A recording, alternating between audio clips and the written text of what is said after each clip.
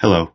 Our video will cover intracranial pressure monitoring for the 8th edition of Yeomans and Wynn's neurological surgery. The use of intracranial pressure monitoring is integral in neurocritical care. While the BEST TRIP trial generated some controversy over the use of ICP monitoring is still widely used today. The BEST TRIP trial did not test whether or not to monitor ICP, but rather compared two different methods for the management of severe TBI. Consensus statements and guidelines continue to recommend monitoring ICP in severe TBI patients.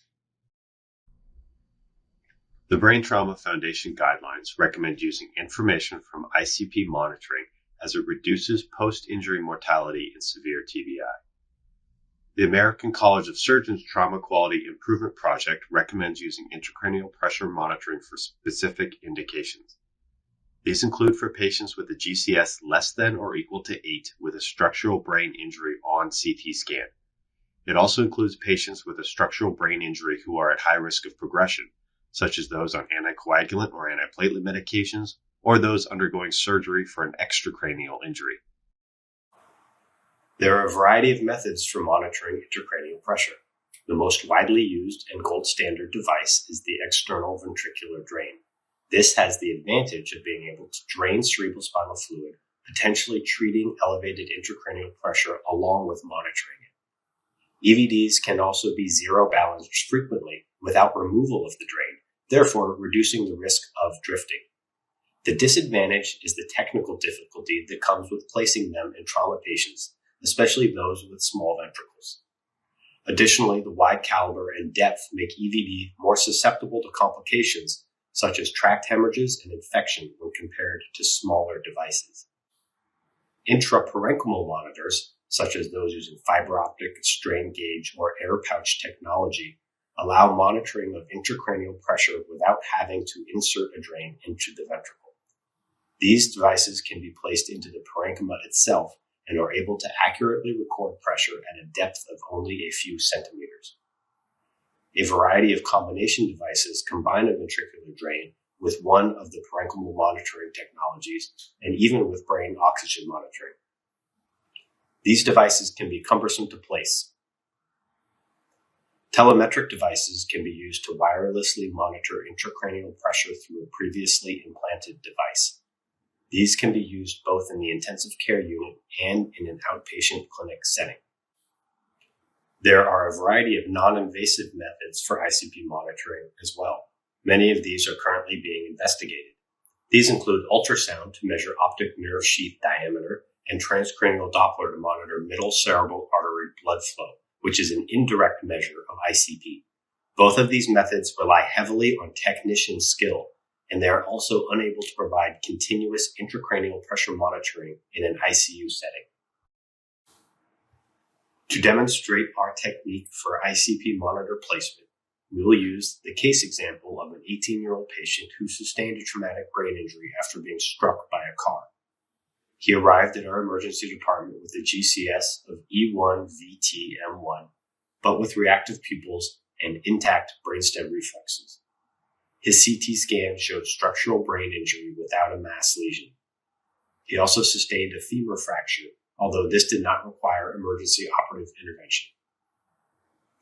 At our institution, we typically place an external ventricular drain along with an intraparenchymal pressure monitor and a brain tissue oxygen monitor. The parenchymal monitor and oxygen monitor are placed through a dual lumen bolt. To place these, 2 burr holes are needed. We place the monitors in the intensive care unit. The patient is supine on the ICU bed and the hair is clipped. The patient also had significant facial abrasions from his injury.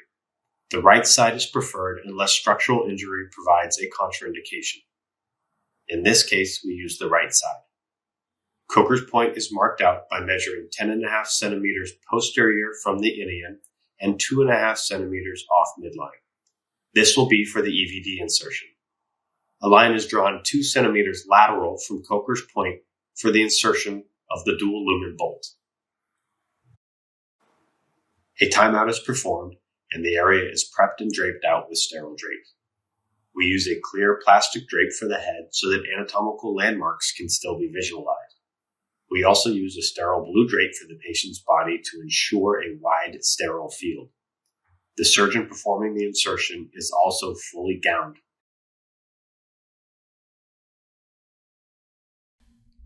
The scalp is widely infiltrated with local anesthetic mixed with epinephrine.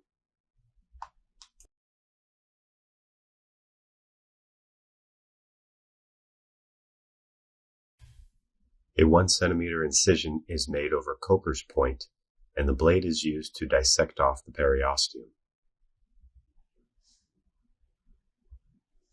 The twist drill is used to make the burr hole. Trajectory is confirmed by aligning with the ipsilateral medial canthus and the external auditory meatus. Changes in resistance of the twist drill indicate progression through the outer table of the skull, the cancellous bone, and finally the inner table of the skull. Care must be taken at the inner table of the skull to ensure the drill does not plunge into the brain.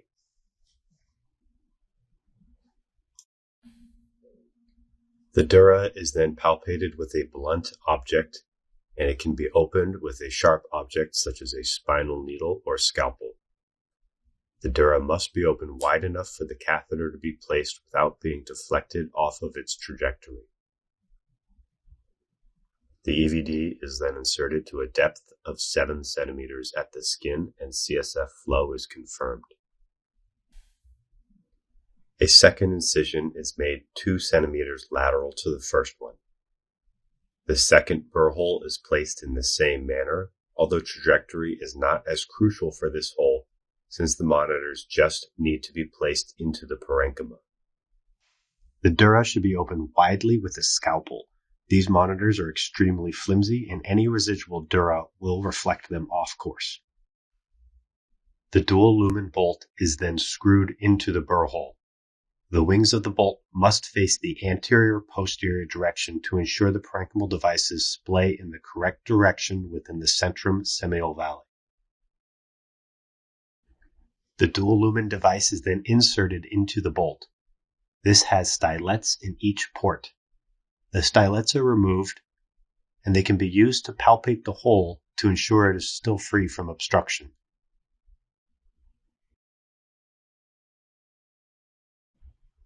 The bolt must not be tightened until all the devices have been inserted.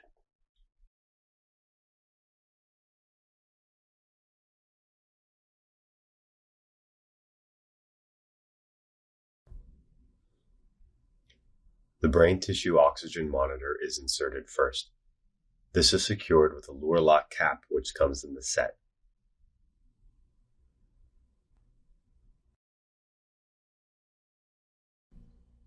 The parenchymal monitor is then calibrated by inserting the tip into sterile water. Different model devices will have differing zero procedures. For our example, the device is hooked up to the ICU monitor and the number counts down to 0.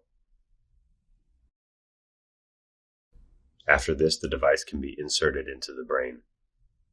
A locking cap is placed over the cable to secure the device once it is inserted.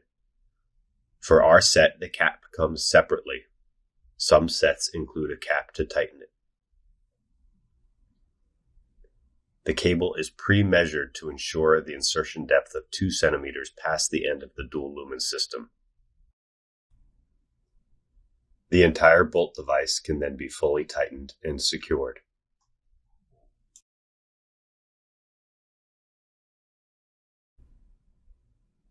The EVD is then tunneled away from the bolt using the included tunneling device.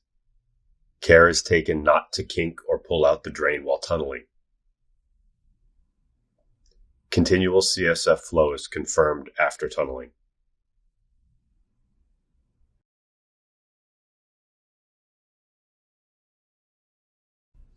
The initial incision is closed, and the drain is secured in place with a suture and retention loop. Additionally, the end of the drain is secured to the cap with a suture.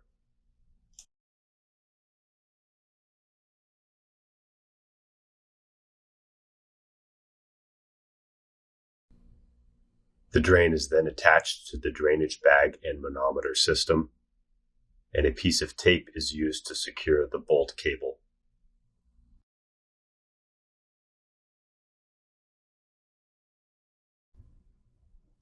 All the devices are attached to the ICU monitor.